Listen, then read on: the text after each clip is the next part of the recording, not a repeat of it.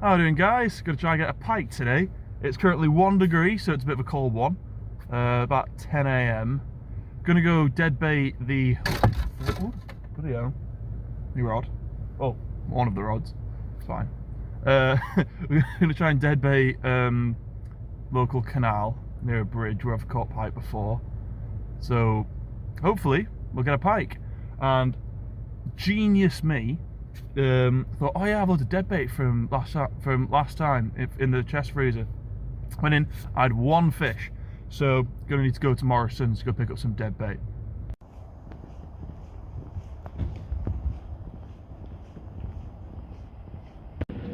Okay.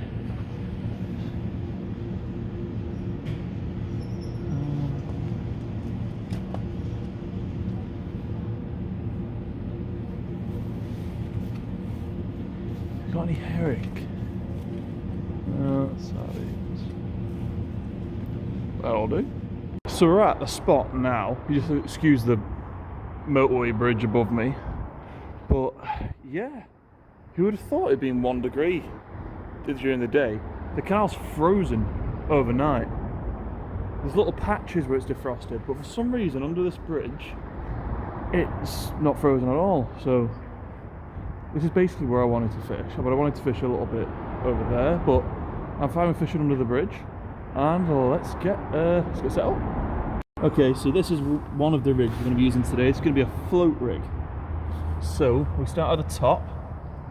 I've got a line stop, which goes down to my deadbait pencil, 15 gram Olivet. So basically, when that hits the water, that's going to pull down a bit, and that's going to like sit upright. But because that's a sliding float, it can only go as high as that. So this is how you set your depth when you're float fishing for pike. Then you come down to a wire trace, and then 2 hooks on the end. You get that as a pack. It's like 40 odd pound wire trace. And now we get to put some bait on.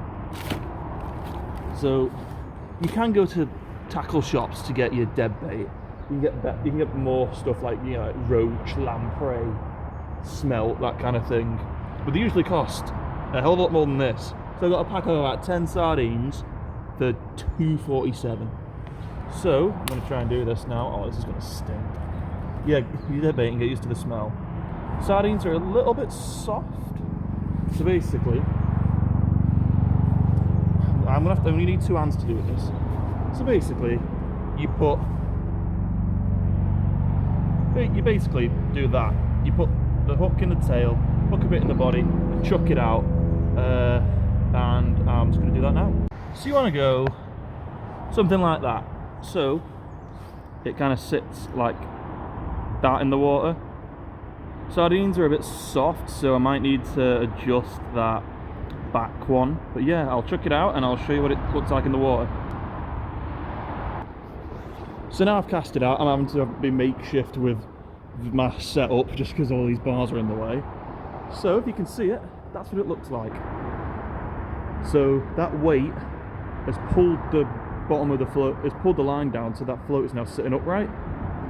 And basically, there's a bit of slack line. Open my bail arm so I can take more slack line, because generally if pike kind of feel some resistance, they'll just drop it. They won't take it. So that'll move, hopefully. That'll start going that way, that way, that way, that way, or it'll shoot under. And yeah, fingers crossed. Okay, we're trying out the chest mount. So this is the ledger rig that we're going to use. I've kind of bastardized my barbel kit, my barbel bolt and run kit for this, but using a run ring so the weight doesn't sit on the line when it's in the water. It's kind of all sort of free there. I'm just keeping my eye on, I don't know if you can see the float from here. I'm just keeping an eye on it. Yeah, it's kind of the wind that's kind of throwing the water around, but just keeping my eye on it. Anyway. So then that goes down to what would be the bolt part of this bolt and run rig, but I'm not going to fix it, so it still runs loose.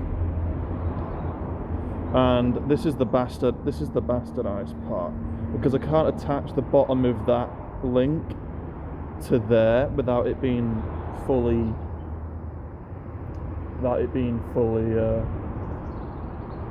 basically it can slip out, so I've just taken a bit of like 60-pound braid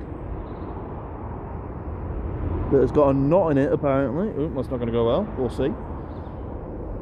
And then yeah, we're going to do it like that. So we'll get another sardine. I can do this hands-free now. So I can show you how I put it together. So we're going to put 2 hooks in the bottom. Sardines are kind of soft, so it's hard to do that. And then we're going to put 2 in the top, where it's a bit meatier there. So then that is just going to lay on the bottom. Oh, hello. No, you're alright. I've caught pike just here before on lures, so I'm thinking a bit cold for that. So I think I'll just use some dead baits. None for you. Go on. Cheers, mate. It's a dog tucking interest in the sardines. So we're going to try this. The sardines sort of thing.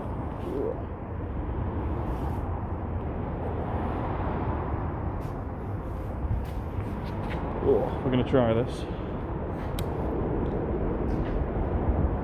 So that's a bit of a heavy weight for this, I think, but it's not going to be sat on the line. Don't know if you can see that yet. So I'm not sure you can see this properly. I'm going to go to 0.5 zoom. Maybe you'll see that a little bit better. So I'm just going to put this just a bit further under the bridge, and I'm just going to place it there. And I'm going to move back over here and set it down. I'm not a fan of this sort of setup I have to do. I was just going to put it on the end of the rod pod, but this is also kind of annoying because usually when people do this, they use drop back indicators, and I do not have drop back indicators. So I'm just going to do that. Put the bait runner on as light as it'll go. Just put the bait runner on as light as it'll go, so the pike feels sort of no resistance when it takes it. So I'm just going to let out a little bit of line, just so it's not tight.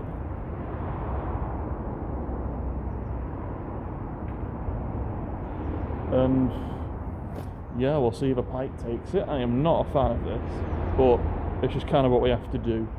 Yeah, sorry about the noise from the motorway bridge, but it's the only bit of the canal that's not bloody frozen. So, waiting game now. Okay, I think a pike might have this, because that float is moving around a bit too erratically. So what you do is you pick up the slack and okay, jeez, okay, false alarm guys. Yeah, but that's what you do, because you really need to set the hook, so you really need to give it a bit of warmth. Yeah, it was just moving, the float was moving so erratically, it wasn't really matching the movement of the waves, the movement of the water, so I thought a pike had had it. Yeah, there'll be pike in front of me here, there'll be pike over there. I think I might cast a little bit further out this next time, but that's what I mean, like, you better strike in at something that you better strike in at maybe than not striking at all. I knew it would be a bit hard going, but I've not had nothing on the ledge yet. I've moved the float further in just because after 2 casts we weren't really getting anything here, so I've just chucked it up there. The rod is not ideal, but I can't really do anything about these metal barriers, so I might just start moving further into the tunnel and yeah, just see what happens.